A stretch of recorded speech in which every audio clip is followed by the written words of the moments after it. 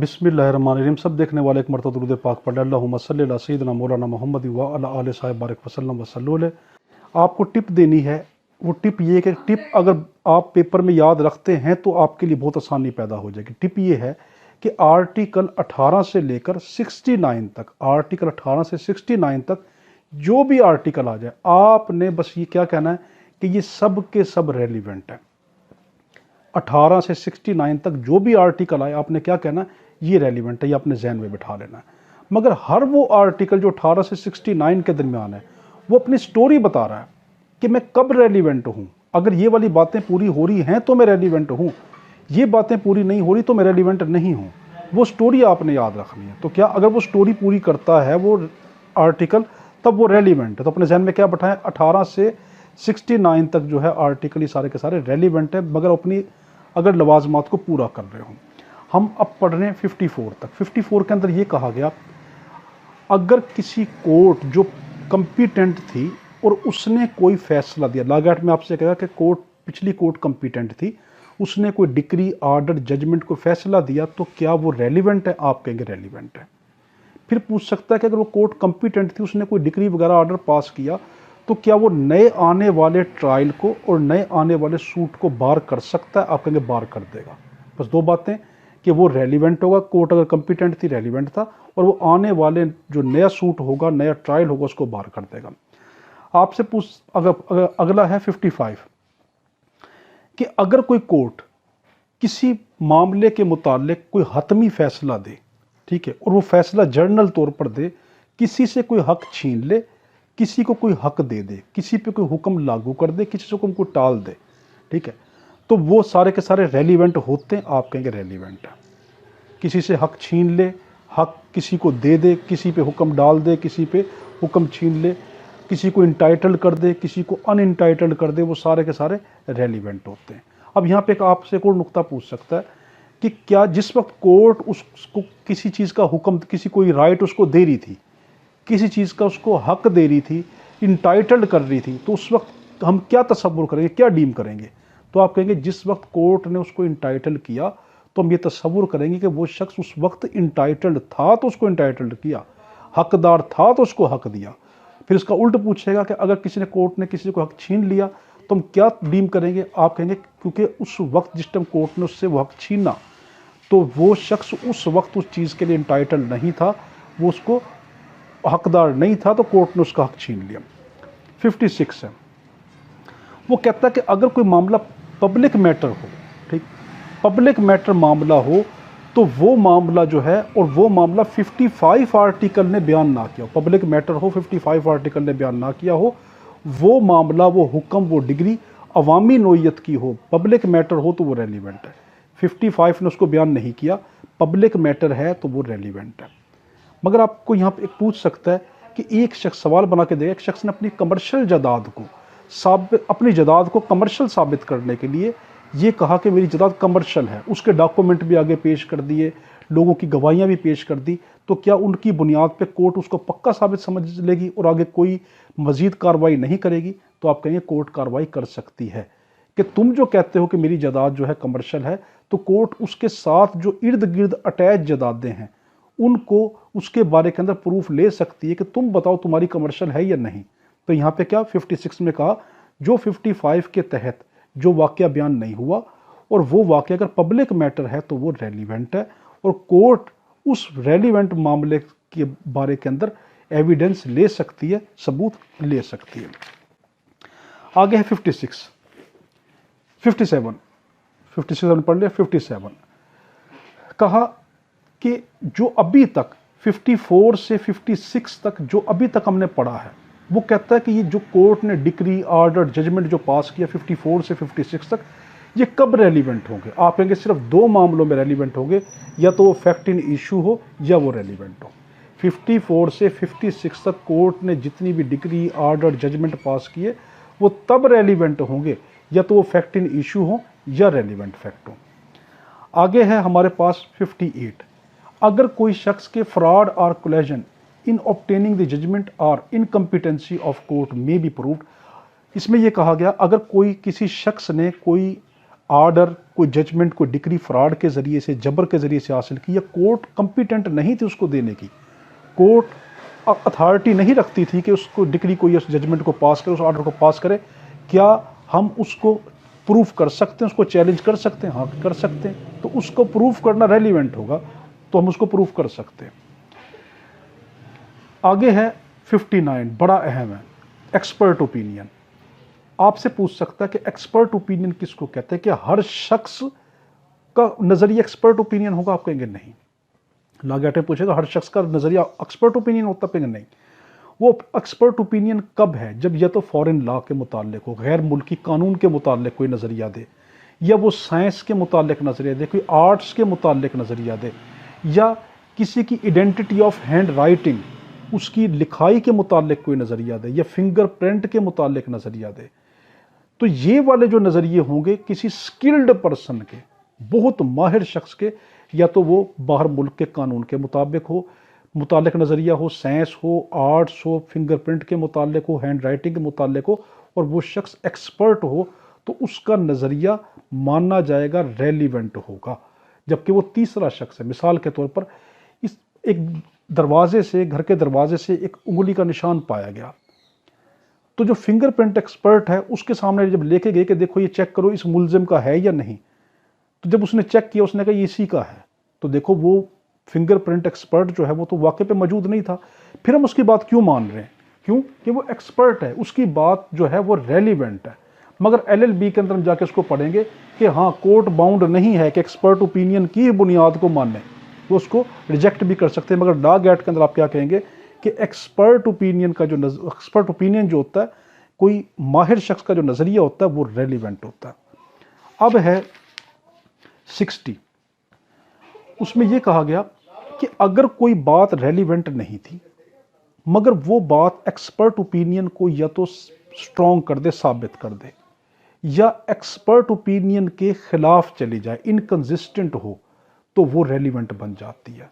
देखो अगर एक बात वैसे तो रेलिवेंट नहीं थी, उसका कोई केस से ताल्लुक नहीं था, मगर अगर वो बात एक्सपर्ट ओपिनियन के ये तो खिलाफ जारी हो या एक्सपर्ट ओपिनियन के सपोर्ट में जारी हो, तो वो रेलिवेंट है। मिसाल के तौर पर तमाम लोग ये कहते हैं कि इस शख्स ने कत्ल किया, और जब कत्ल किया तो देखा गया कि वो शख्स जो है वो राइट हैंडेड है, और एक्सपर्ट कहता है कि ये राइट हैंडेड शख्स का नहीं है, और एक्सपर्ट ये कहता है कि ये जो किसी शख्स ने मारा ये 6 फुट लंबा शख्स ने मारा है, और जो शख्स पकड़ा गया वो 4 फुट का है। तो देखो एक्सपर्ट ओपिनियन उसके खिलाफ कह रहा है ना, तो देखो वैसे ये बात रेलिवेंट नहीं थी, कद रेलिवेंट नहीं था, ठीक है, लेफ्ट हैंड रेलिवेंट नहीं था, मगर अब ये क्योंकि शक पैदा कर रहा है तो ये रेलिवेंट बन जाएगा। तो कोई चीज़ एक्सपर्ट ओपिनियन को या तो स्ट्रॉन्ग कर दे या उसके इनकंसिस्टेंट हो, या तो उसकी सपोर्ट में जाए उसके, या इनकंसिस्टेंट हो, तो वो रेलिवेंट बन जाती है। आगे opinion as to handwriting when relevant. 61 कहता है कि सिर्फ एक्सपर्ट ही नहीं, आम शख्स भी जो किसी की लिखाई को जानता हो, आपसे लॉ एक्ट पूछेगा कि एक आम इंसान जो किसी शख्स की लिखाई से वाकिफ हो, तो क्या उसका भी नज़रिया रेलिवेंट होता? आप कहेंगे हाँ रेलिवेंट होता है। मेरा अगर क्लर्क मेरे बारे में जानता है कि हाँ ये आसिफ की लिखाई है, तो वो उसका नज़रिया रेलिवेंट हुआ। कोर्ट उससे पूछे कि तुम जानते हो कि ये राइटिंग इसी की? होगा हाँ मैं इसको जानता हूँ, अक्सर मेरे सामने इसी तरह बैठ के लिखते हैं, इसी अंदाज में लिखते हैं, ये सिग्नेचर इन्हीं के हैं, तो ये रेलिवेंट होगा। आपसे पूछेगा 62 के अंदर opinion as to existence of right और कस्टम। किसी आम लोगों के रस्म रिवाज के मुतालिक जो नज़रिया होगा वो भी रेलिवेंट होता है। एक शख्स किसी आम लोगों के रस्म रिवाज का कोई नज़रिया बताता है, वो रेलिवेंट है। मिसाल के तौर के ऊपर ये कहा गया कि इस गांव के जो लोग हैं हर जुमेरात कारोबार नहीं करते, वो अपने घरों में बैठ के इबादत करते हैं, तो ठीक है उसका नज़रिया रेलिवेंट है। या इस गांव के लोग जुमेरात वाले दिन ये वाला गांव पानी लेता है नहर से, जुमे वाले दिन ये वाला गांव पानी लेता है, तो ये नज़रिया है उनके मुतालिक, तो रेलिवेंट होगा। आगे पूछा जाएगा 63 के अंदर कि opinion as to usages tenets when relevant. कब लोगों के अकीदे कब रेलिवेंट है, उनके रस्म रिवाज कब रेलिवेंट है, और ये तो उन किसी लोगों का अकीदा, रस्म रिवाज, और ये कि ये इस इलाके में इस तहरीर को, इन लफ्ज़ों को ये माना जाता है, ठीक, तो ये वाली बातें रेलिवेंट होंगी। अगर कोई शख्स किसी लोगों के अकीदे को जानता हो, रस्म व रिवाज को जानता हो, या ये जानता हो कि ये लोग इस ज़ुबान को इस मतलब में लेते हैं, या इस ज़िले के लोग, इस डिस्ट्रिक्ट के लोग इस लफ्ज़ को इस मतलब में लेते हैं, तो उसकी बात रेलिवेंट होगी, मानी जाएगी। 64 है कि opinion on relationship when relevant. क्या रिश्तों के मुतालिक भी किसी के बंदे की गवाही रेलिवेंट होती है कि वो ये कहे कि मैं जानता हूँ कि ये इसकी बहन है, मैं जानता हूँ ये इसकी माँ है, हाँ ये रेलिवेंट है। मगर दो मामले आपसे लॉ गेट पूछेगा, कौन से ऐसे दो मामले हैं कि जब ये रेलिवेंट नहीं होगा? तो अगर डाइवोर्स एक्ट 1869, डाइवोर्स एक्ट 1869 और पीपीसी के सेक्शन 494 और 495, पीपीसी के सेक्शन 494, 495 और डाइवोर्स एक्ट 1869, इसके मुतालिक अगर वो कोई शख्स नज़रिया देता है तो इन दो कानूनों के मुताबिक जो है और वो पक्का प्रूफ नहीं माना जाएगा, सफिशिएंट प्रूफ नहीं माना जाएगा। आपसे लॉ गेट पूछ सकता है कि डाइवोर्स एक्ट 1869 और सेक्शन 494, 495 जो पीपीसी की है, उसके तहत अगर कोई शख्स नज़रिया रिश्तों के मुतालिक देगा तो क्या वो सफिशिएंट प्रूफ माना जाएगा? बड़ा अहम है। तो आप कहेंगे सफिशिएंट प्रूफ नहीं माना जाएगा। आगे है हमारे पास 65 कि ground of opinion when relevant. एक शख्स ने जिस तजर्बों की बुनियाद पर, जिस ग्राउंड की बुनियाद पर नज़रिया दिया, तो क्या वो ग्राउंड भी रेलिवेंट होते हैं? हाँ, ग्राउंड भी रेलिवेंट है। एक शख्स ने तजर्बा करने की बुनियाद पर यह बात की कि इस तरह है, उसने तजर्बा किया और ये देखा कि इस तजर्बे की बुनियाद पर पता चला कि ये जहर इस नोयत का इस तरह दिया गया, तो वो तजर्बा भी रेलिवेंट होता है, ग्राउंड भी रेलिवेंट है। आगे 66 करैक्टर व्हेन रेलिवेंट, बड़ा अहम है। ये 66 से लेकर 69 तक अगर आ जाए तो ये करैक्टर से मुताल्लिक है। 66 में कहा कि सिविल मामलों के अंदर कोई करैक्टर रेलिवेंट नहीं होता। ठीक है, सिविल मामले में करैक्टर रेलिवेंट नहीं होता। गुड करैक्टर हो, बैड करैक्टर हो, सिविल मामलों में रेलिवेंट नहीं। हाँ, आपसे पूछ सकता लैगेट में उलझा कर आपसे कि सिविल मैटर के अंदर करैक्टर कब रेलिवेंट हो जाता है? वो रेलिवेंट तब होगा कि जब वो कि except character appeared bad by other evidence, अगर किसी दूसरे एविडेंस से उसका किरदार जो है वो बुरा साबित हो रहा है, तब सिविल में भी वो रेलिवेंट हो जाएगा। वैसे ही कह देने से सिविल के अंदर कोई बुरा किरदार, अच्छा किरदार रेलिवेंट नहीं होता। आगे है 67 in criminal cases previous good character is relevant. Criminal मामलों में जो पिछला अच्छा करैक्टर है वो रेलिवेंट है। एक शख्स पकड़ा गया चोरी के इल्ज़ाम में, तो पिछला गुड करैक्टर, उसका वकील कहेगा कि सर ये शख्स का ना पिछला कोई क्रिमिनल रिकॉर्ड है, इसने कभी पहले चोरी नहीं की, इसके खिलाफ कोई मुकदमा दायर नहीं हुआ, ये इस पे झूठा इल्ज़ाम है, तो प्रीवियस गुड करैक्टर उसका रेलिवेंट होगा। तो अदालत देखेगी नहीं, इसने वाकई कभी कोई जुर्म नहीं किया, तो रेलिवेंट माना जाएगा। सिंपल वर्डिंग में सिविल केस हो या क्रिमिनल केस हो, तो उसके अंदर बैड करैक्टर जो है वो रेलिवेंट नहीं होता। मगर क्रिमिनल केस में जो प्रीवियस गुड करैक्टर है, पिछला गुड करैक्टर है, वो रेलिवेंट होता है। ये आपने ध्यान में रखना है। 68 के अंदर कहा गया कि previous bad character not relevant accept in reply. Previous bad जो करैक्टर है वो रेलिवेंट नहीं है मां सिवाय रिप्लाई के। एक शख्स का पिछला बुरा किरदार रेलिवेंट नहीं है, वो ये कहे ये तो फलां है फलां, वो रेलिवेंट नहीं है। मगर रिप्लाई में, रिप्लाई को ज़रा गौर से समझना।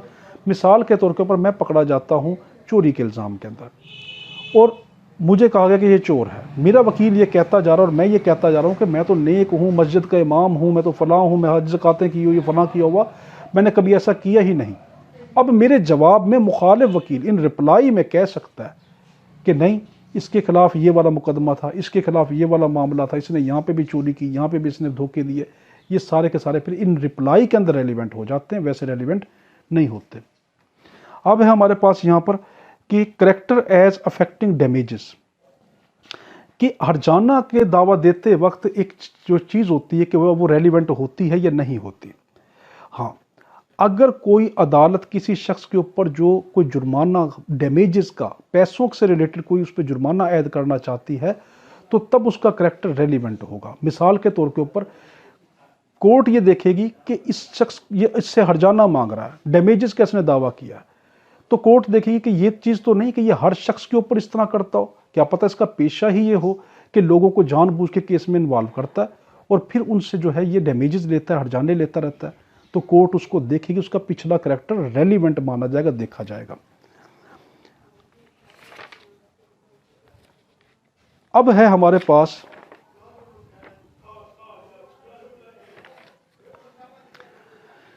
Of oral evidence. चैप्टर हमारा 4 स्टार्ट हो गया, ऑफ ओरल एविडेंस, जुबानी एविडेंस क्या होगा। आर्टिकल 17 में क्या बताता है? आर्टिकल 17 बताता है कि सिर्फ कंटेंट ऑफ डॉक्यूमेंट के अलावा जो डॉक्यूमेंट की जो तहरीर है उसको तो सिर्फ तहरीर से साबित किया जाता है। उस कंटेंट ऑफ डॉक्यूमेंट के अलावा बाकी तमाम मामलों में आपकी ज़बानी शहादत ली जा सकती है। बस क्या याद रखना है? कंटेंट ऑफ डॉक्यूमेंट के अलावा बाकी तमाम मामलों में आपकी ज़बानी शहादत ली जा सकती है। 71 कहता है कि oral evidence must be direct. जो प्रकार के ज़बानी शहादत ली जा सकती है। तो 71 कहता है कि वो जो ओरल एविडेंस हो वो मस्ट बी डायरेक्ट, वो डायरेक्ट होना चाहिए। अगर एक वाक़या किसी का देखने से ताल्लुक़ रखता है तो वो इस शख्स के मैंने अपनी आंख से देखा। एक वाक़या अगर सुनने से ताल्लुक़ रखता है तो वो इस शख्स के मैंने खुद सुना, ये नहीं कि किसी दूसरे ने सुना। एक चीज़ महसूस करने से ताल्लुक़ रखती है, जैसे कोई किसी ने कुछ सूंघा कि यहाँ पर जो था कोई धमाका खेज़ मवाद था, कोई सुई गैस थी, कोई ऐसा कोई चीज़ था, तो वो शख्स के मैंने यहाँ पे इस खुशबू सूंघी थी, इसकी स्मेल सूंघी थी। तो यानी oral evidence must be direct. आपको यहाँ पे एक प्रोविज़न वो देता है कि अगर माहिर फोत हो जाए या लापता हो जाए, अगर एक शख्स ने कोई माहिर था, एक्सपर्ट था, उसने कोई अपना नज़रिया लिखा हो, वो नज़रिया उसने किसी किताब में लिखा और वो किताब पब्लिश के लिए आम लोगों के सेल के लिए थी, तो क्या हम उसकी किताब के उस नज़रिए को ले सकते हैं और प्रूफ कर सकते हैं? हाँ, आप उसको ले सकते हैं और प्रूफ कर सकते हैं। दूसरा, अगर वो ये कहता है कि अगर कोई दस्तावेज नहीं थी, डॉक्यूमेंट्री एविडेंस नहीं है, आपको ये लॉ गेट में उलझा के पूछ सकता है कि डॉक्यूमेंट्री एविडेंस तो नहीं, मगर कोर्ट के पास मटेरियल एविडेंस को पेश किया जाता है, तो कोर्ट क्या उस मटेरियल एविडेंस को इंस्पेक्ट कर सकती है? तो आपको लिखेंगे मे इंस्पेक्ट। मे का है शैल नहीं, ज़रूरी नहीं कि कोर्ट उसको वो करेगी, इंस्पेक्ट करेगी, उसको मुलायजा करेगी। तो मे इंस्पेक्ट, कोई मटेरियल एविडेंस कोर्ट के सामने पेश किया जाता है जो दस्तावेजी नहीं है, तो कोर्ट उसको इंस्पेक्ट कर सकती है। मे इंस्पेक्ट का लफ्ज़ लिखना, शैल इंस्पेक्ट नहीं आएगा। इसके अगली प्रोविजन है शहादत अलल शहादा। ये क्या होता है? इसमें थोड़े से 2-3 पॉइंट अहम है। शहादत अलल शहादा का मतलब ये है कि अगर एक शख्स फॉर एग्जांपल कनाडा में बैठा है, वो माजूर है, बहुत बीमार है, मगर उसकी गवाही केस में पाकिस्तान में बहुत अहम है, तो अब कोर्ट क्या करे? तो शहादत अलल शहादा के ज़रिए उसकी गवाही ली जा सकती है कि अगर कोई 2 शख्स वहाँ से पाकिस्तान आ रहे हैं तो वो उन 2 शख्सों को कोर्ट उनकी जिम्मेदारी लगा दे कि आप इससे गवाही लेकर आओ कि ये क्या कहता है। वो उन 2 शख्सों की मौजूदगी के अंदर जो गवाही दे देगा, तो वो जो गवाही होगी वो रेलिवेंट होगी, वो मान ली जाएगी, तो उसकी गवाही, तो उसको शहादत अलल शहादा कहेंगे। अब यहाँ से आपसे एक सवाल पूछ सकता है लॉ गेट में, शहादत अलल शहादा में कम अज़ कम कितने गवाह हों? कम अज़ कम 2 गवाह हों। फिर पूछ सकता है कि शहादत अलल शहादा किस केस पे लागू नहीं होता? आप कहेंगे हदूद के अलावा सब पे लागू हो सकता है, हदूद केस में लागू नहीं होता।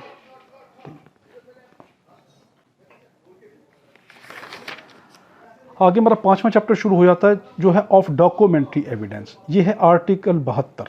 ठीक है, आर्टिकल, अगर मेरे दरमियान में मुंह से कभी सेक्शन निकल गया हो QSO में तो सॉरी, क्योंकि ये आर्टिकल हैं, क्योंकि बार बार PPC पढ़ाई थी तो उसमें सारे सेक्शन चलते हैं, तो CRPC में भी सेक्शन है, CPC में भी सेक्शन है, PPC में भी सेक्शन है, तो जो ये ऑर्डर है इसमें आर्टिकल है, तो इसलिए आर्टिकल है। तो आर्टिकल 72 क्या कहता है कि proof of content of document. जो कंटेंट ऑफ डॉक्यूमेंट, जो तहरीर है, उसको हम किस तरीके से साबित कर सकते हैं? अब आपको यहाँ से लॉ गेट में उलझाकर पूछेगा, content of document only may be only proved bye A primary document only. तो कंटेंट ऑफ जो डॉक्यूमेंट है वो सिर्फ प्राइमरी डॉक्यूमेंट से ही प्रूफ किया जा सकता है। नहीं, content of document may be proved by primary as well as secondary document. जो कंटेंट ऑफ डॉक्यूमेंट होते हैं, यानी दस्तावेज़ का जो मादा होता है, दस्तावेज़ का जो मतन होता है, जो तहरीर होती है, उसको हम प्राइमरी डॉक्यूमेंट से भी साबित कर सकते हैं, सेकेंडरी से भी साबित कर सकते हैं। बेहतर ये होगा जब प्राइमरी डॉक्यूमेंट, अगर आपको लॉ गेट में पूछ सकता है, अगर प्राइमरी डॉक्यूमेंट मौजूद है तो क्या सेकेंडरी डॉक्यूमेंट इस्तेमाल कर सकते? फिर नहीं इस्तेमाल कर सकते। अगर प्राइमरी नहीं है, मिसाल के तौर पर मेरी ज़मीन की असल रजिस्ट्री मेरे पास मौजूद है, तो मैं उसकी फ़ोटो कापी अब जमा नहीं कराऊंगा। हाँ, मेरी असल रजिस्ट्री गुम हो गई, तब उसकी जगह पे मैं फ़ोटो कापी जमा कराऊंगा, मगर मुझे प्रूफ करना पड़ेगा मेरे पास असल गुम हुई और मेरा उसमें कसूर नहीं था, मैंने जानबूझ के उलझाने के लिए इस तरह नहीं किया। तो 72 क्या कहता है कि कंटेंट ऑफ डॉक्यूमेंट प्राइमरी और सेकेंडरी दोनों के जरिए प्रूफ किए जा सकते हैं। 73 क्या कहता है कि प्राइमरी एविडेंस किसको कहते हैं, बड़ा ही कीमती है कि प्राइमरी एविडेंस किसको कहते हैं।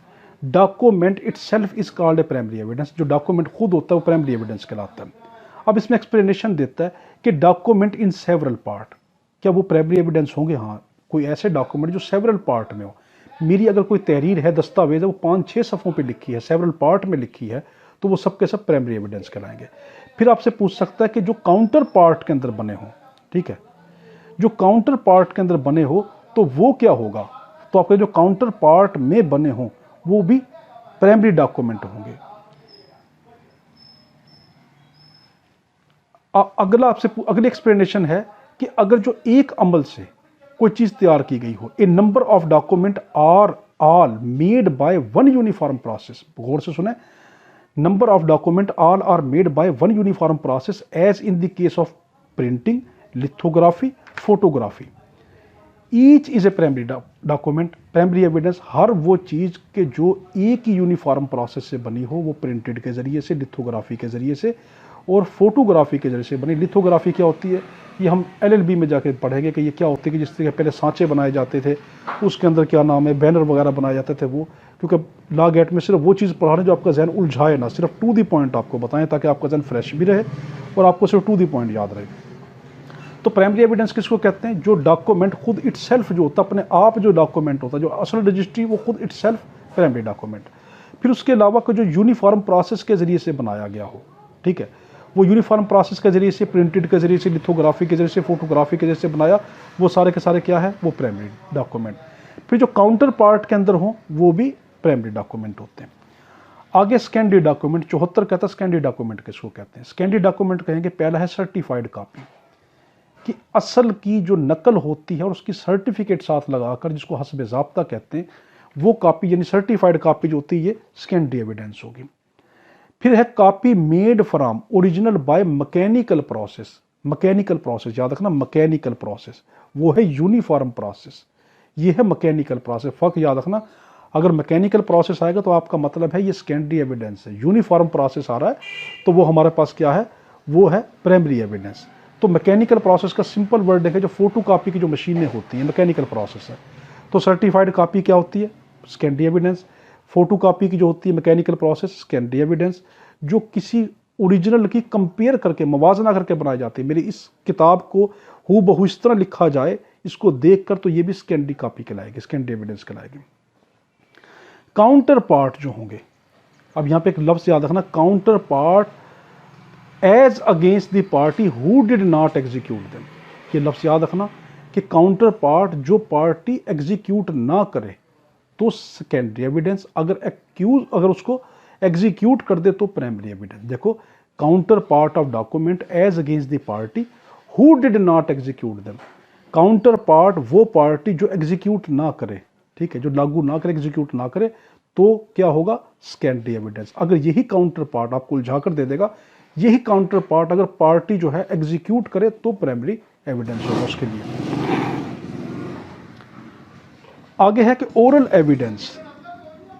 अगर कोई शख्स ये कि मैंने अपनी आंख से ही चीज देखी थी, ये तहरीर मैंने अपनी आंख से देखी, तो उसका ओरल एविडेंस भी सेकेंडरी एविडेंस में माना जाता है। तो सेकेंडरी एविडेंस के अंदर क्या माना जाएगा? कोई सर्टिफाइड कॉपी होगी, कोई मैकेनिकल प्रोसेस के जरिए से बनी होगी, कोई कंपेयर्ड कॉपी बनाई गई होगी, देख के बनाई गई होगी। फिर counterpart that not execute by party, जो पार्टी उसको एग्जीक्यूट नहीं करती वो सेकेंडरी कॉपी होगी। और जो किसी ने अपनी आंखों से देखी उसके मुताबिक उसका कोई ओरल बयान हो, ओरल अकाउंट हो, वो भी सेकेंडरी एविडेंस होगा। अब number 75, proof of document by primary evidence. कहता बेस्ट तरीका क्या है? आपसे कहेंगे बेस्ट वे क्या है कोई डॉक्यूमेंट जमा कराने का? आप कहेंगे बेस्ट तरीका ये है कि उसका प्राइमरी एविडेंस जमा कराया। अगर प्राइमरी एविडेंस जमा नहीं करवा सकते, कोई मजबूरी है, तो सेकेंडरी एविडेंस होगा। अब 76 हमें बता रहा है कि वो कौन से केसेस हैं कि जब हम प्राइमरी एविडेंस जमा नहीं करवाते तो सेकेंडरी एविडेंस हम जमा करवा सकते हैं। पहला केस ये है 76 में, वो ये कहता है कि अगर प्राइमरी एविडेंस उस इंसान की पोजेशन में हो, उसके कब्जे में हो जो हमारी मुखालिफ पार्टी है, जो हमारे अगेंस्ट पार्टी और हमें दे ही नहीं रही, तो हम सेकेंडरी एविडेंस जमा करा सकते हैं। नंबर 2 कि अगर admitted in writing by against party, adverse party, अगर जो मुखालिफ पार्टी है वो खुद तहरीरी तौर पर मान ले कि हाँ ये वाले जो डॉक्यूमेंट हैं ये प्राइमरी जो है वो उसको एडमिट कर ले कि हाँ ये जो कह रहा है वो सही कह रहा है, तो वो क्या होगा, हम सेकेंडरी एविडेंस वहाँ पे जमा करा सकते हैं। तीसरा केस ये है, पहला ये था कि अगर एडवर्स पार्टी के, मुखालिफ पार्टी के कब्जे में हो या मुखालिफ पार्टी मान ले, तब हम क्या करेंगे, सेकेंडरी एविडेंस जमा करवा सकते हैं कि वो कहते ठीक है सेकेंडरी एविडेंस जमा करा दे, मुझे कोई इतराज़ नहीं है, तो हम जमा करवा सकते हैं। तीसरा है कि प्राइमरी एविडेंस लॉस्ट हो गए, गुम हो गए। अब आपको यहाँ लॉ एक्ट में उलझाएगा, अगर जो प्राइमरी एविडेंस लॉस्ट हुए हैं और वो उस पार्टी का अपना कसूर है जो प्राइमरी एविडेंस जमा, जो सेकेंडरी एविडेंस जमा कराना चाहते, तो आप कहेंगे नहीं उसका अपना कोई कसूर नहीं था और फिर वो प्राइमरी एविडेंस जो गायब हुए तब जो है वो जमा करा सकते हैं। अगली कंडीशन ये है कि प्राइमरी एविडेंस बहुत बल्कि हो, बहुत भारी हो, ठीक है, तब भी आप सेकेंडरी एविडेंस जमा करा सकते हैं। मिसाल के तौर पर पहाड़ पर कोई चीज़ लिखी गई है, वो बहुत बल्कि चीज़ है पहाड़, तो अब आप क्या करेंगे, उसका फोटो कॉपी बनाकर, उसका कोई फोटो खींच के उसकी माइक्रो फिल्म बनाकर पेश कर सकते हैं। तीसरा है कि अगला है कि नो मूवेबल, अगर कोई चीज़ हरकत नहीं कर सकती तब भी आप सेकेंडरी एविडेंस जमा करा सकते हैं। फिर अगर कोई चीज़ पब्लिक हो, पब्लिक नेचर की हो, तो उसका पब्लिक सर्टिफिकेट भी हम जमा करा सकते हैं। फिर सर्टिफाइड कॉपी जो है उसका भी हम क्या नाम है, बतौर सेकेंडरी एविडेंस जमा करा सकते हैं। फिर न्यूमरस इन अकाउंट हो, अगर एक डॉक्यूमेंट इतना ज़्यादा तादाद के अंदर हो कि कोर्ट में उसका लेके आना ही नामुमकिन हो, तब हम उसका सेकेंडरी एविडेंस जमा करा सकते हैं। और फिर जुडिशियल जो प्रोसेस होते हैं कि जो अदालती कार्रवाइयाँ होती हैं, उनका आपको हमेशा तकरीबन सेकेंडरी एविडेंस ही आपको मिलता है, उसकी सर्टिफाइड कॉपी मिलती है। तो सर्टिफाइड कॉपी हम कब कब जमा करा सकते हैं, या तो प्राइमरी जो है मुखालिफ पार्टी के कब्जे में हो, या मुखालिफ पार्टी एडमिट कर ले, राइटिंग के अंदर लिख कर कह दे ठीक है ये जमा करा दें, या प्राइमरी जो है डिस्ट्रॉय हो गया हो, बर्बाद हो गया, तबाह हो गया, ख़त्म हो गया हो, या बल्कि हो, बहुत वजनी हो, या नॉन मूवेबल हो, हरकत ही ना कर सकता हो, या पब्लिक सर्टिफाइड कॉपी हो, या न्यूमरस इन अकाउंट हो कि बहुत ज़्यादा तादाद में हो कि अदालत में लेकर आना नामुमकिन हो, या जुडिशियल प्रोसेस हो, तब हम उसको उसमें जमा करा सकते हैं। 77 में ये कहा गया rule as to notice to produce, उसने ये कहा 77 में ये कहा गया कि अगर पैराग्राफ ए के तहत, ठीक है, पैराग्राफ जो हमने 76 है उसका पैराग्राफ ए के तहत अगर कोई पैराग्राफ ए के मुताबिक पार्टी या वकील को नोटिस देंगे कि कब हम सेकेंडरी एविडेंस जमा करवा रहे हैं, दोबारा देखें 77 के अंदर ये कहा गया कि जब भी हम 76 के पैराग्राफ ए के तहत, वो आप पिछली वीडियो में जाकर देख रहे हैं ना 76 में मैंने क्या कहा, तो 76 के पैराग्राफ ए के तहत हम जब सेकेंडरी एविडेंस जमा करवाते हैं तो हम पार्टी को या उसके मुखालिफ या उसकी पार्टी के वकील को हम नोटिस देंगे कि हम सेकेंडरी एविडेंस जमा करवाना चाहते हैं। लॉ एक्ट में आपसे पूछेगा, आप 76 के पैराग्राफ ए के तहत आप सेकेंडरी एविडेंस जमा करवाना चाहते हैं, तो क्या आप पार्टी को या उस पार्टी के वकील को नोटिस देंगे? आप कहेंगे ज़रूर देंगे।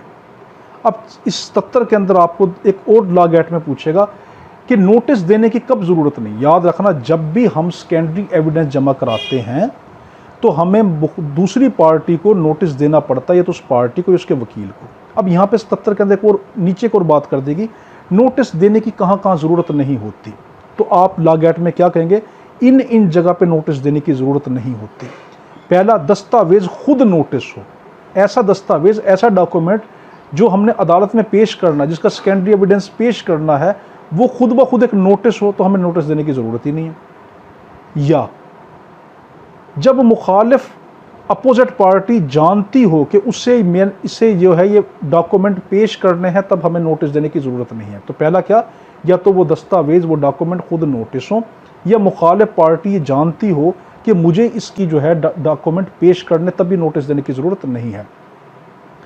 जब मुखालिफ पार्टी ने अगर धोखे के ज़रिए से कोई डॉक्यूमेंट बनाए हैं, मुखालिफ पार्टी ने धोखे के ज़रिए कोई डॉक्यूमेंट बनाए हैं, तब भी हमें उसका नोटिस देने की ज़रूरत नहीं होती। तीसरा, जब मुखालिफ पार्टी की तरफ से कोर्ट में जमा हो, आपसे लॉ एक्ट में पूछेगा कि, अब इस तरह लॉ एक्ट में पूछेगा कि अगर वैसे तो हमें सेकेंडरी एविडेंस देने से पहले, देखो दोबारा इसको गौर से देखें, लॉ एक्ट में पूछेगा कि वैसे तो सेकेंडरी एविडेंस देने से पहले हमें मुखालिफ वकील को, अदालत में सेकेंडरी एविडेंस जो देते हैं हमें मुखालिफ वकील को और या उसकी पार्टी को नोटिस देना पड़ता है। यहाँ आपसे पूछेगा अगर जो डॉक्यूमेंट खुद बजाते खुद एक नोटिस हो तो उसके बारे में हम नोटिस देंगे या नहीं देंगे, तो अब देने की ज़रूरत नहीं। या आपसे पूछेगा अगर मुखालिफ पार्टी ये जानती हो कि उसने क्या नाम है ये डॉक्यूमेंट पेश करने हैं, अब नोटिस देने की ज़रूरत है, आप कहेंगे नहीं। तीसरा आपको स्टेटमेंट बनाकर देगा अगर मुखालिफ पार्टी ने डॉक्यूमेंट धोखे से लिए थे अब भी हमें नोटिस देने की ज़रूरत है, आप कहेंगे नहीं। आपसे फिर पूछेगा कि जब मुखालिफ पार्टी की तरफ से वही डॉक्यूमेंट जिनकी हम सेकेंडरी एविडेंस जमा करवा रहे हैं, तो वो डॉक्यूमेंट जो मुखालिफ पार्टी ने कोर्ट में जमा करवाए हुए हैं और हम उनका सेकेंडरी एविडेंस जमा कराना चाहते हैं, अब हम उनको उसको नोटिस देंगे नहीं, क्योंकि वो तो ऑलरेडी कोर्ट में जमा है। फिर आपसे पूछेगा जब मुखालिफ दूर हो, लागत में पूछेगा जब मुखालिफ पार्टी बहुत दूर हो या कोर्ट कार्रवाई का हिस्सा ही ना हो, तब अब उसको हम नोटिस देंगे, अब उसको भी नोटिस देने की ज़रूरत नहीं है। अब हम रूल, इसका आर्टिकल जो है 78 पढ़ रहे हैं, proof of signature and handwriting of person alleged to have signed or written document produced. यहां पे ये लिखा, आपको लागत में पूछेगा आर्टिकल 78 के मुताबिक कि अगर किसी शख्स की लिखाई पर, उसके सिग्नेचर के ऊपर अगर कोई इल्ज़ाम लगाया गया हो, ठीक है, मुकम्मल तौर के ऊपर या जुज़वी तौर के ऊपर कि इसने लिखा है या नहीं लिखा। लागत में क्या पूछेगा, एक शख्स की मोहर है, उसकी सिग्नेचर है, उसकी राइटिंग, उसके ऊपर इल्ज़ाम लगाए कि ये तो मुकम्मल इसने नहीं लिखे, आसिफ ने मुकम्मल ही ये लेटर नहीं लिखा, या आधा लिखा है आधा आसिफ ने नहीं लिखा, अगर ये वाला मामला है तो उसको साबित करना पड़ेगा। हाँ, उसको साबित, मस्ट बी प्रूव्ड, उसको ज़रूर साबित करना पड़ेगा। तो लागत में आपने इस तरह लिखना, मस्ट बी प्रूफ का लफ्ज़ इस्तेमाल करना। आगे 79, proof of execution of document required by law to be attested. इसमें यह कहा गया लागत में 79 के मुताबिक आपसे पूछेगा जो अटेस्टेड डॉक्यूमेंट होते हैं, जो हम कोई डॉक्यूमेंट अटेस्ट करवाते हैं, उन अटेस्टेड डॉक्यूमेंट को हम किस तरीके से प्रूफ करते हैं।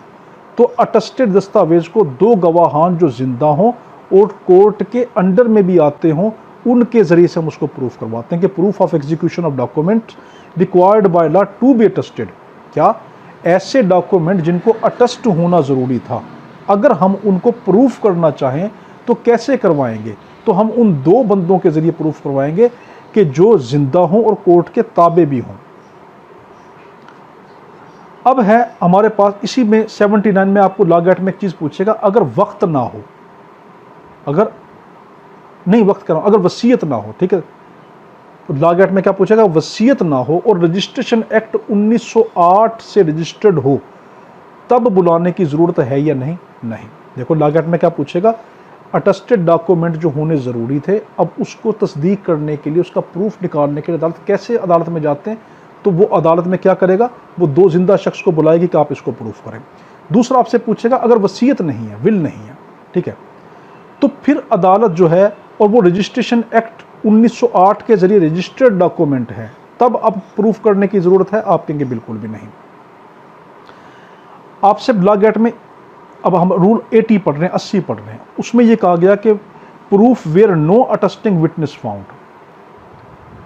एक हम डॉक्यूमेंट अदालत में जमा करवाना चाह रहे हैं और उसकी तस्दीक करवानी अदालत के मुताबिक ज़रूरी। लागत में क्या पूछेगा, एक आप अदालत में डॉक्यूमेंट जमा करवाना चाह रहे हैं और उसकी तस्दीक ज़रूरी है, मगर वो शख्स नहीं मिल रहे जो तस्दीक करते हैं, तो अब आप क्या करेंगे, तो आपको अदालत में, लागत में कहेंगे आपको अदालत में साबित करना पड़ेगा या तो वो मर चुके हैं, या साबित करना पड़ेगा वो मिल नहीं रहे, तब अदालत मानेगी, वरना नहीं मानेगी। 81 में कहा गया admission of execution by party to attested document.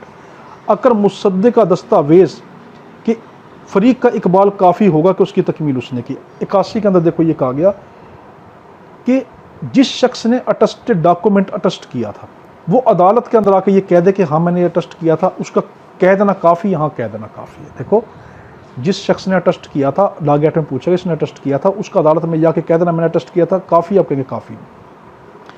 82 proof when attesting witness denies the execution. आपसे पूछेगा अगर जिस शख्स ने अदालत में आके ये प्रूफ करना था, लागत में पूछेगा जिस शख्स ने आके अदालत में प्रूफ करना था ये डॉक्यूमेंट मैंने एग्जीक्यूट किया, मैंने इसकी अटेस्ट किया है, और वो आके इनकार कर देता मैंने किया ही नहीं, मुकर जाता, मुखालिफ पार्टी से मिल जाता। अब क्या करेंगे?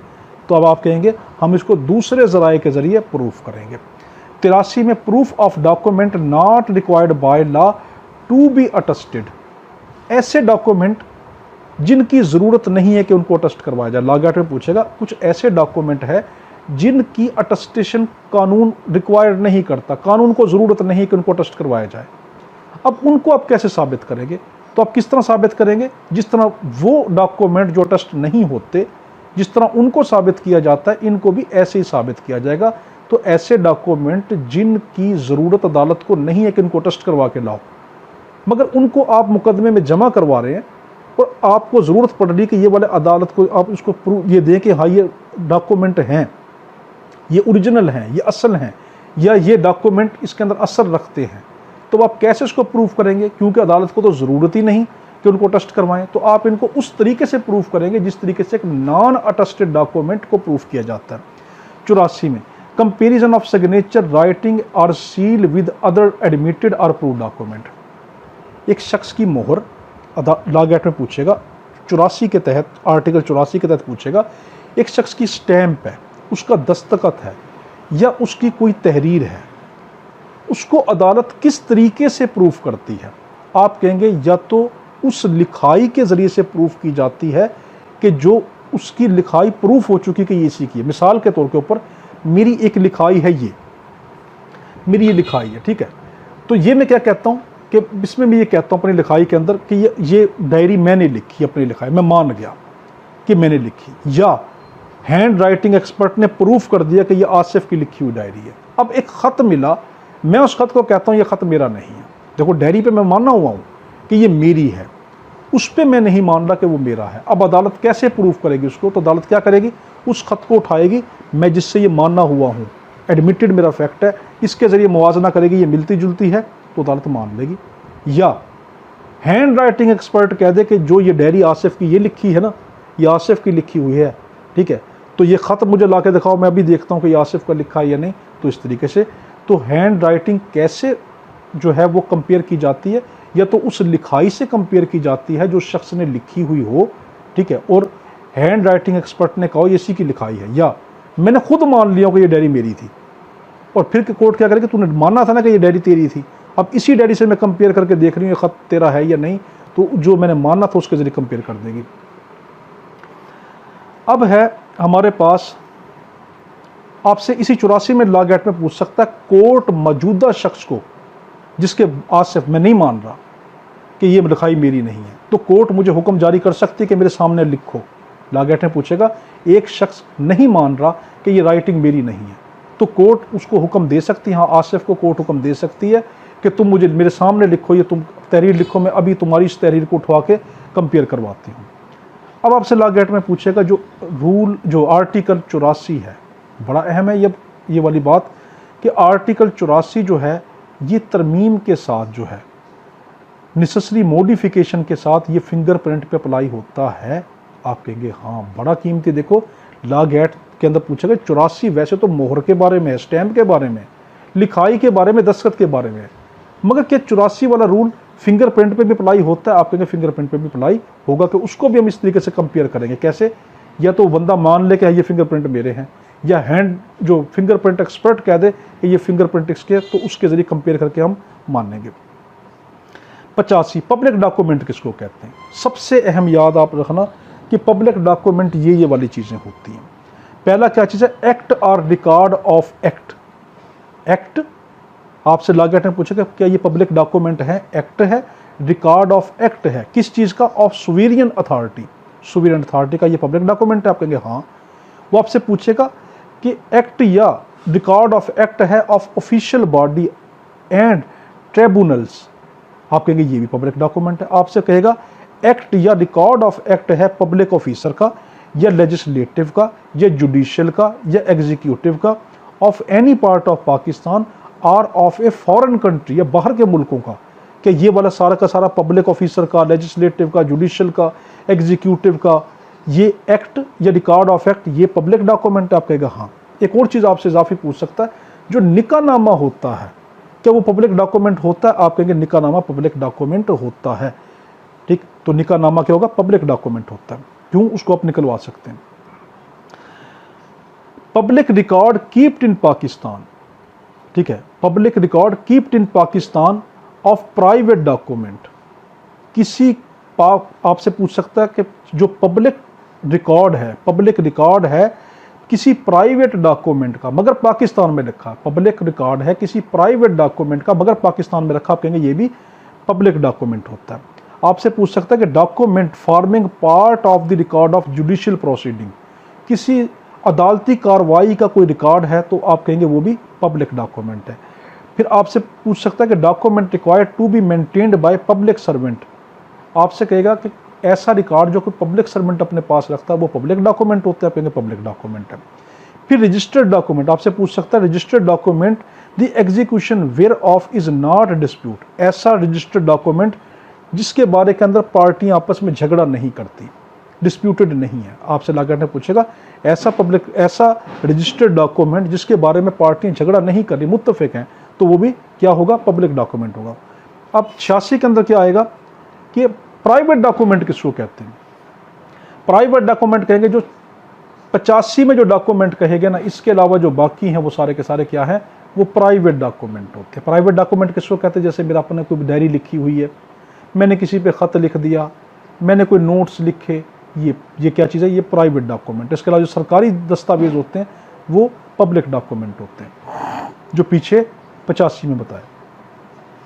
87 में ये कहा गया certified copy of public document. इसमें आपसे लॉ गेट में पूछेगा एक पब्लिक ऑफिसर के पास कोई ना कोई रिकॉर्ड है, अब वो रिकॉर्ड किस तरीके से एक बंदा ले सकता है, उसकी सर्टिफाइड कॉपी कैसे ले सकता है, उसकी मुसद्दिका कॉपी हस्ब ज़ाब्ता कैसे ले सकता है?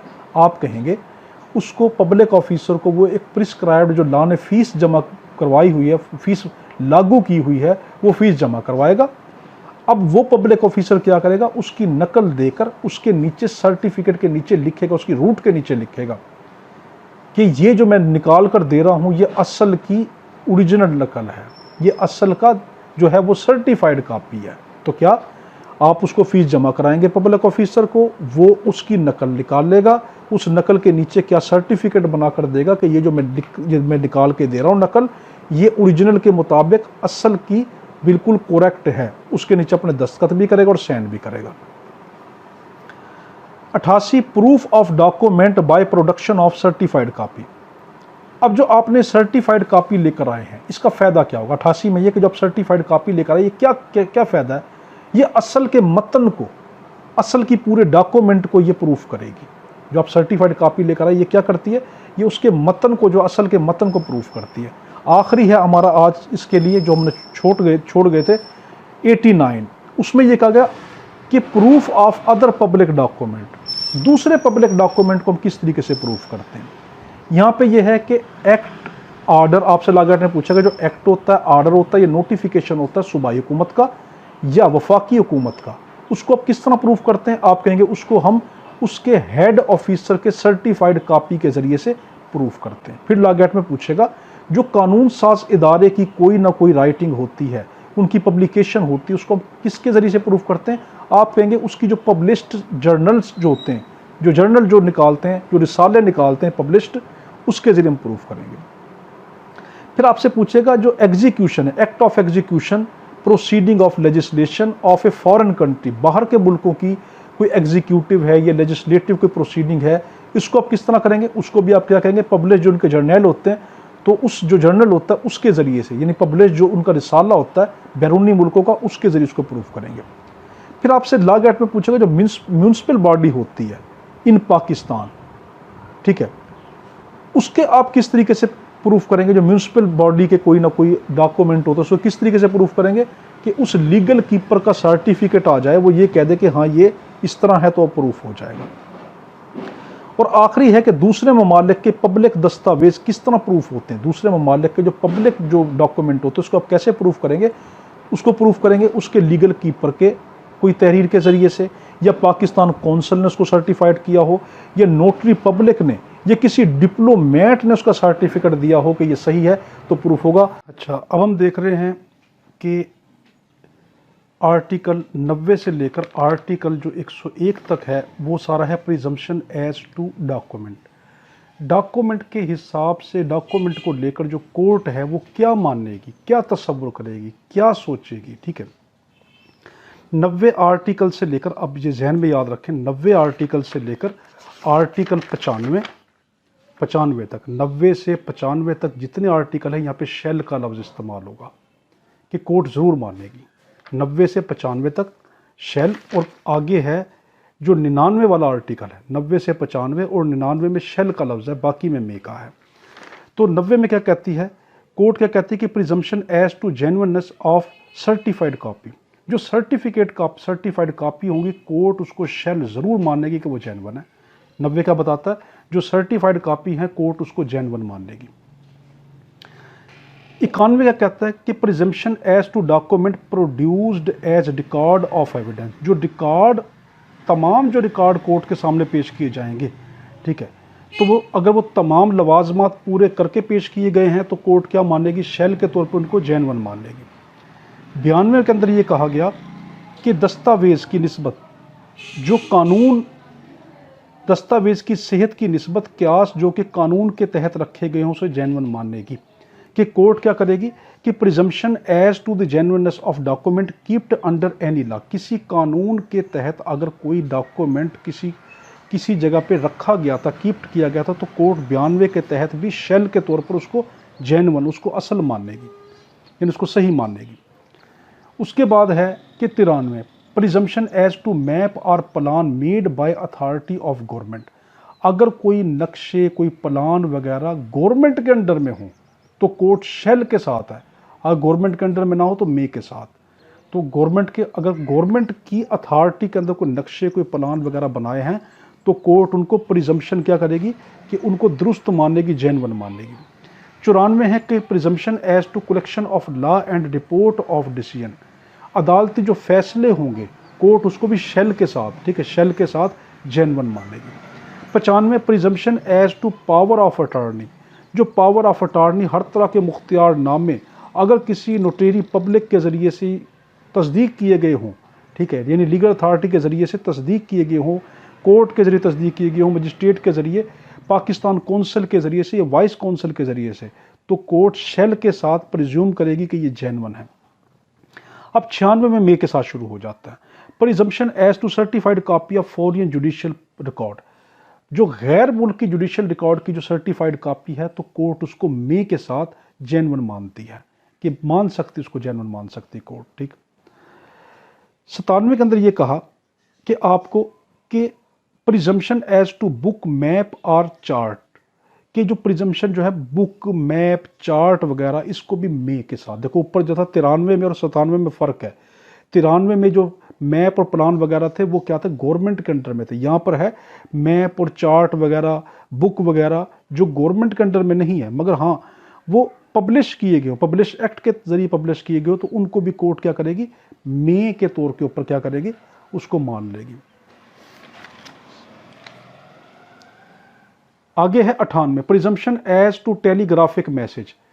टेलीग्राफिक मैसेज के अंदर क्या, जो टेलीग्राफिक मैसेज होंगे तो कोर्ट उसको भी मे के साथ जेन्युइन क्यास कर लेगी। ठीक है, मगर जिसने तशहीर किया होगा, ठीक है, जिसने उस मैसेज को जो है तशहीर किया होगा, डिलीवर्ड किया होगा, उसके मुतालिक कोर्ट उसको नहीं मानेगी। उस मैसेज को डिलीवर्ड, ये बड़ा अहम है, मैसेज को डिलीवर्ड करने वाले को कोर्ट उसके मुतालिक प्रिजम्पशन नहीं मानेगी। हम मैसेज जो टेलीग्राफिक मैसेज होगा उसके मुतालिक कोर्ट प्रिज्यूम कर लेगी कि हाँ ये है, उसको दुरुस्त मानेगी।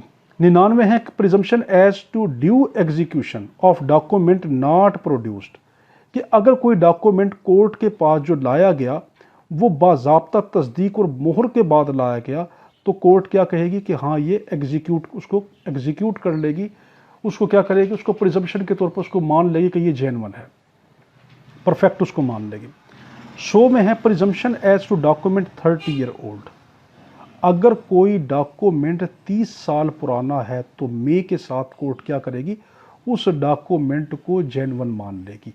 और certified copy of document 30 year old, यह 100 और 101 में फ़र्क है। 100 में है 30 साल डॉक्यूमेंट पुराना है, सर्टिफाइड जो 30 साल ओरिजिनल डॉक्यूमेंट है, 30 साल पुराना, तो कोर्ट उसको भी मे के साथ जेन्युइन मानेगी। और 101 में है कि certified copy of document 30 year old, असल डॉक्यूमेंट नहीं है मगर असल की हस्बे ज़ाब्ता सर्टिफाइड कॉपी है, ये 30 साल पुरानी है, तो कोर्ट इसको भी क्या करेगी, इसको भी इसके मंदरजात को जेन्युइन मान लेगी, इसको भी प्रिज्यूम कर लेगी। तो आपने क्या देखा कि हमारे पास 90 से लेकर 101 में क्या कहा गया कि कोर्ट, मैंने आपको जो बता दिया पीछे रिवाइंड करके देख लेना कि कहाँ से कहाँ तक मैंने शेल का लफ्ज़ का कि शेल ज़रूर प्रिज्यूम करेगी कि ये जेन्युइन है, और कहाँ से कहाँ तक 101 तक क्या कहा कि कहाँ पे मे के साथ प्रिज्यूम करेगी, यानी सब में 90 से 101 तक कोर्ट उनको जेन्युइन मानती है। कहीं पे शेल के साथ मानेगी कि ज़रूर मानेगी, कहीं पे मे के साथ कि हाँ ये इसको प्रिज्यूम कर लेगी।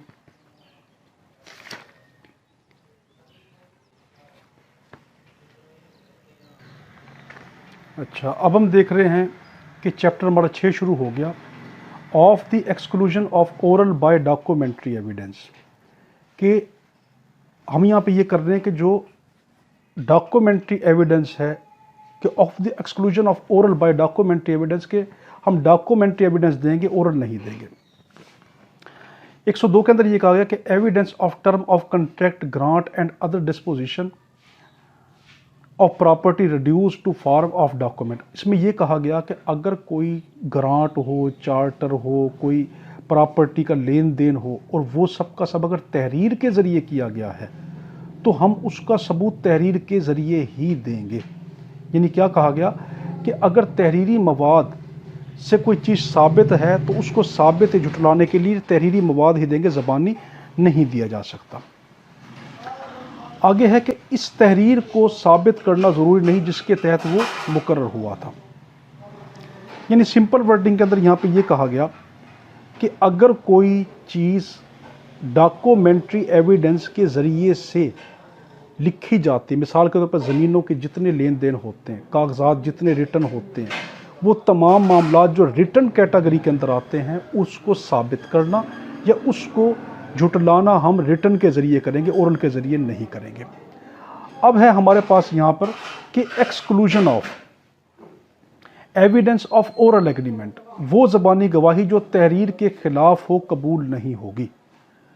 यानी यहाँ पे एक बात की गई कि ज़बानी गवाही, पिछले में क्या कहा गया कि ज़बानी गवाही कहाँ पर नहीं ली जाएगी, जब तहरीरी तौर के ऊपर कोई डॉक्यूमेंट लिखा जाता है, वो तमाम डॉक्यूमेंट जिनका तहरीरी हालत में लिखना ज़रूरी हो तो वहाँ पर हम ज़बानी गवाही नहीं लेंगे। 103 में कहा गया कि वहाँ पर भी ज़बानी गवाही नहीं लेंगे कि अगर वो गवाही तहरीरी बयान को ख़राब करती हो, उसको झुटलाती हो, उसके ख़िलाफ़ जाती हो, 103 के तहत वो गवाही भी हम ज़बानी नहीं लेंगे। अब यहाँ पे प्रोविज़न्स हैं कुछ, वो यहाँ पे ये कहा कि हर वो वाक़या साबित किया जा सकता है कि जो दस्तावेज़ को बातिल ठहराए। यहाँ पे एक प्रोविज़न दी कि वो वाक़या जो दस्तावेज़ को बातिल ठहराए, उसको गलत ठहराए, उसके मुतालिक हम गवाही ले सकते हैं, उसको साबित कर सकते हैं। मिसाल के तौर के ऊपर डॉक्यूमेंट है, डॉक्यूमेंट तो शख्स पेश कर रहा है, मैं अपना डॉक्यूमेंट तो पेश कर रहा हूँ, मगर दूसरा एक शख्स क्या कह रहा है कि जी मैं साबित कर सकता हूँ, मैं ज़बानी कहता हूँ, मैं साबित कर सकता हूँ ये जो डॉक्यूमेंट है इसने फ्रॉड के ज़रिए बनवाए हैं और इसने किसी और से बनवाए हैं, तो वो वाला जो है उसकी गवाही ले सकते हैं हम। उसके बाद क्या कहा कि जिनके मुतालिक दस्तावेज़ खामोश हों और वो मामला दस्तावेज़ के मुखालिफ नहीं, वहाँ पर भी हम ज़बानी गवाही ले सकते हैं। तो देखो, ज़बानी गवाही पहले कहाँ नहीं लेंगे, कबूल नहीं होगी अगर तो वो कंटेंट ऑफ डॉक्यूमेंट के ख़िलाफ़ जाती हो, हम उसके कबूल नहीं करेंगे। मगर आगे प्रोविज़न में ये कहा गया कि हाँ, अगर वो डॉक्यूमेंट को ही झूठा करार दे रही हो कोई ज़बानी गवाही, तब हम उसको ले सकते हैं। दूसरा ये कि जब ज़बानी गवाही तब हम ले सकते हैं कि जब डॉक्यूमेंट किसी मामले में खामोश हो जाए, उस मामले को बोल ही ना रहा हो और वो मामला बहुत ज़रूरी हो डॉक्यूमेंट से रिलेटेड, मगर डॉक्यूमेंट उसको ना बता रहा हो, मगर कोई बंदा ऐसा जो कहता है मैं ज़बानी तौर पर आपको ये बात वाज़ह कर सकता हूँ, वह हम उसकी क्या करेंगे, ज़बानी गवाही ले लेंगे। फिर ये कि अगर कोई शराइत ज़ुबानी दस्तावेज़ पर आयद की गई थी, उन्हें साबित किया जा सकता है कि अगर हम वहाँ पे भी ज़बानी गवाही लेके दे सकते हैं कि जहाँ के ऊपर एक बंदे ने ये कहा कि ये दस्तावेज़ जो ये डॉक्यूमेंट लिखे गए, एग्रीमेंट लिखा गया, इस पर कुछ ज़बानी भी कोई बातें शर्त लागू थी। मिसाल के तौर पर मैंने एक बंदे के साथ जो है वो एग्रीमेंट किया कि मैं अपना प्लाट तुम्हें ये दे रहा हूँ, हमारा एग्रीमेंट हो गया, मगर मैंने ये कहा अगर मेरा दोस्त कराची से वापस आता है और वो मुझे इजाज़त देता है तब हमारा लागू होगा, वरना नहीं। हम अभी इसको एग्रीमेंट कर लेते हैं, मगर वो शर्त क्या रख दी मैंने वो, तो इसके मुतालिक ज़बानी गवाही ली जा सकती है, क्योंकि डॉक्यूमेंट में इसका हवाला नहीं है, तो हम इसको ज़बानी गवाही ले सकते हैं इसके मुतालिक। आगे है हमारे पास, अगर कानून तलब ना करे तब ज़बानी बाद में आने वाली एग्रीमेंट को साबित कर सकते हैं।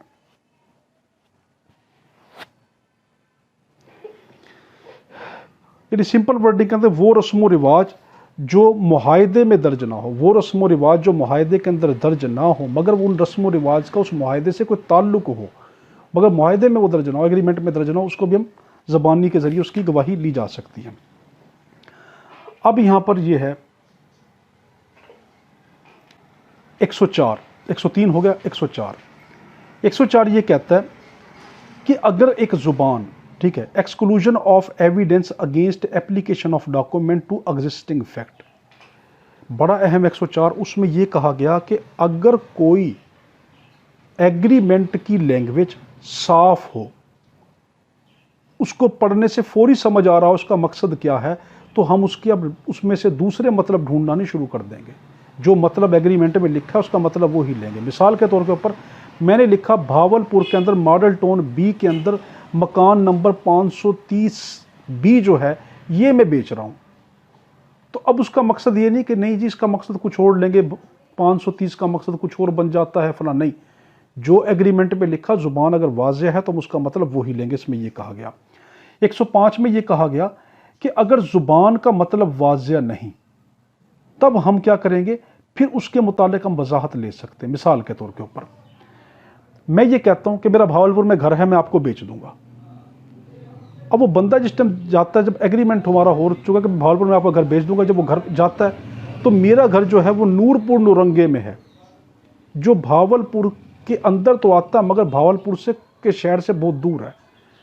तो फिर अब उसकी ज़ुबानी शहादत या उसके मुतालिक हम वजाहत ले सकते हैं। हम कह सकते हैं कि हाँ आप इसकी बताएं लैंग्वेज के मुतालिक इसका मतलब क्या है। तुम तो कहते थे भावलपुर में है, तो मैं अपनी वजाहत दे सकता हूँ कि अगर एग्रीमेंट के अंदर ज़ुबान तो साफ़ कह रही हो मगर उसका मतलब साफ़ ना हो, ज़ुबान साफ़ हो मतलब साफ़ ना हो, तो हम उसकी वजाहत ले सकते हैं। अब यहाँ पर आ गया कि ऐसी ज़ुबान या अबारत का इतलाक़ कि जिसका इतलाक़ सिर्फ एक पे हो सकता है। यानी यहाँ पे कहा गया, आपसे इसमें लॉ गेट में पूछ सकता है कि मैं ये कहता हूँ कि मेरे अंदर अस्तबल में जो घोड़ा सफ़ेद है ना वो मैं आपको बेच रहा हूँ, वो आप मुझे 1 लाख का मैं उसको बेचना चाह रहा हूँ। और मेरा जो बंदा है वो कहता ठीक है जी मैं लेता हूँ। वो अंदर जाके गया तो वहाँ 4 घोड़े सफ़ेद खड़े हैं, तो अब क्योंकि उन चारों के ऊपर मेरा सौदा लागू नहीं होता, इतलाक़ नहीं होता ज़ुबान का, तो अब मैं उसको वजाहत करूँगा भाई मैं घोड़ा नंबर जो 2 खड़ा हुआ है ना ये बेचना चाहता हूँ, तो यहाँ पर मैं उस घोड़े की वजाहत दे सकता हूँ। उसके अंदर ये अगला है 107। 107 में ये कहा गया कि जब ज़ुबान 2 मजमुआ वाक़यात में से किसी एक पे इतलाक़ हो, हम उस ज़ुबान को भी वजाहत उसकी करेंगे, ज़ुबानी। अब यानी क्या करना चाह रहे हैं, कहें कि ज़ुबानी वजाहत हम किसकी करना चाहेंगे, ये हम देख रहे हैं कि अगर मिसाल के तौर पर यहाँ पे ये कहा गया, मैं आपसे लॉ गेट में पूछेगा मेरा एक घर है X, वो है Y के पास, ठीक, और मैं ये कहता हूँ मैं अपना घर X बेचना चाह रहा हूँ, वो Y के पास है। वो बंदा जिस टाइम Y के पास पहुँचता है वो कहता है मेरे पास X घर नहीं है, मेरे पास तो Z घर है। तो अब वो मुझसे वजाहत करेगा भाई तुमने क्या कहा था, X वाला घर Y के पास कहा था या Z वाला घर Y के पास कहा था, मुझसे उसकी वजाहत मांग सकता है। हम इसमें सारा क्या पढ़ रहे हैं कि हम वजाहत दे सकते हैं किसी ज़ुबानी तौर के ऊपर किसी कंटेंट ऑफ डॉक्यूमेंट के हिसाब से। यानी हम क्या पढ़ रहे हैं, हम ये पढ़ रहे हैं 102 से लेकर 110 तक, 102 से 110 तक हम ये पढ़ रहे हैं कि अगर कोई कंटेंट ऑफ डॉक्यूमेंट है, डॉक्यूमेंट की तहरीर है, उसके मुतालिक हम ज़ुबानी वजाहत कब दे सकते हैं, कब नहीं दे सकते। तो देखो हमने कहाँ उसकी ज़ुबानी वजाहत दी, जहाँ पे ज़रूरी पड़ी, जहाँ पे अगर मिसाल के तौर के ऊपर मैंने ये कहा मेरे 6 अंदर 4 घोड़े खड़े हैं, अब चारों के चारों सफ़ेद हैं, अब मुझे ज़ुबानी ज़रूरत पड़ रही है कि मैं कौन सा बताऊँ क्या, तो ये क्या बता रहा है 102 से 110 तक ये बता रहा है कहाँ पर हम ज़ुबानी तहरीरी अगर मामला है तो उसकी ज़बानी गवाही ले लेंगे, ज़बानी गवाही की ज़रूरत पड़ेगी और कहाँ पे नहीं पड़ेगी, सिर्फ ये हम देखना चाह रहे हैं इसमें।